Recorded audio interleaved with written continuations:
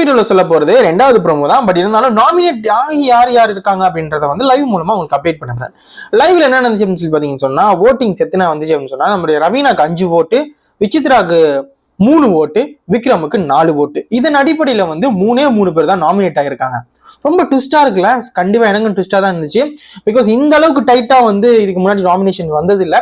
So இந்த சீசனை பொறுத்த வரைக்கும் இதான் ரொம்ப டைட்டான ஒரு நாமினேஷன் அப்படின்னு கூட சொல்ல முடியும்.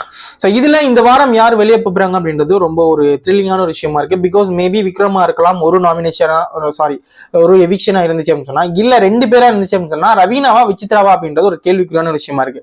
பிகாஸ் சேனல் ஒரு முடிவு பண்ணாங்க அப்படின்னு சொன்னா விசித்ராவை அனுப்பணும், பிகாஸ் அவங்க பிசிக்கல் டாஸ்க் எல்லாம் கஷ்டம் சொல்லி முடிவு பண்ணிட்டாங்க அப்படின்னு சொன்னா கண்டிப்பா விசித்ரா அண்ட் விக்ரம் போறதுக்கானது, இல்லைன்னா விசித்ரா அண்ட் ரவீனா போறதுக்கான சான்சஸ் அதிகமா இருக்கு. யார் போவாங்க அப்படின்றத நீங்க நினைக்கிறீங்கன்னு சொல்லி கீழே மறக்காம கமெண்ட் பண்ணுங்க. இந்த வீடியோ பிடிச்சதா மறக்காம லைக் பண்ணுங்க. இன்னும் ஒரு சூப்பரான வீடியோல மறுபடியும் சந்திக்கலாம். அண்ட் அது மட்டும் இல்லாம இன்னைக்கு நாமினேஷன் பத்தின உங்க கருத்துக்களை வந்து மறக்காம நம்ம கூட ஷேர் பண்ணிக்கோங்க. தேங்க்யூ ஃபார் வாட்சிங் அண்ட் குட் பை.